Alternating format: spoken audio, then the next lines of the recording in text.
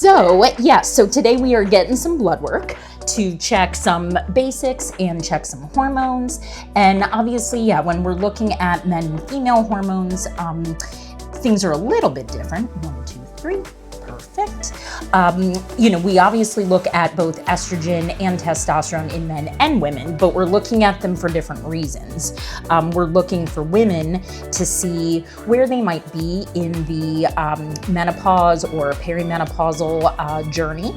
And for men, we're usually looking at it more if they are on testosterone therapy to kind of make sure that we have everything really well balanced. I know I looked at cortisol, I think, in the very beginning, and I believe your cortisol was normal, if I'm not mistaken. It was, yeah. Yes. So sorry. There we go. Okay. I just need to get it in the right position. But yeah, so your cortisol was normal, and sometimes the cortisol will be normal. That tells me that the body is still at least managing its stress hormone in a pretty good way.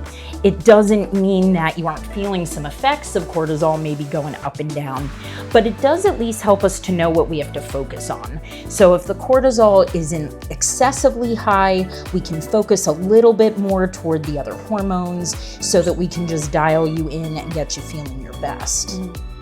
And again, quote unquote normal hormones don't always mean that the body doesn't need a little replacement.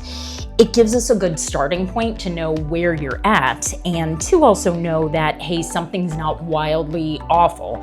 If a woman's estrogen is excessively high, it makes me worry there could be a tumor. So that's part of why we check hormones too, to know what's not there, not necessarily to look at them and say they're normal and you're fine. It's our starting point to say, okay, let's now marry the result with your symptoms and come up with a plan that is personalized to you. And then of course we're looking at all the basics too, just making sure that the thyroid is functioning well, that you're not anemic, that vitamin D is good. Vitamin D is very important. Insurance companies tried to tell us that it wasn't, I think because they didn't want to pay for it. And then the Endocrine Society fought back and was like, oh no, not only is it important, we're doubling down on making sure people get screened for vitamin D deficiency, because it does play a role in our cognition, in our hormone balance, in our bones and muscles, just in a lot of metabolic processes. So that's always a good thing. Doesn't have to be checked every time, but once a year, maybe once every other year if it's been totally normal. But there's things that are important to look at. We included most of our baselines, right? Absolutely. Yep, if they haven't had that checked in the past, it is a really important thing to look at baseline. Mine was low, and so I'm excited to see what this blood work shows because I have been taking vitamin D supplements daily since I had my blood drawn last time. Exactly, yep. And I think we'll see a difference for sure because we don't absorb it that great from food sources, so we often need more of that supplementation. And often we feel a lot better just with that little change, energy-wise and muscle-wise, so.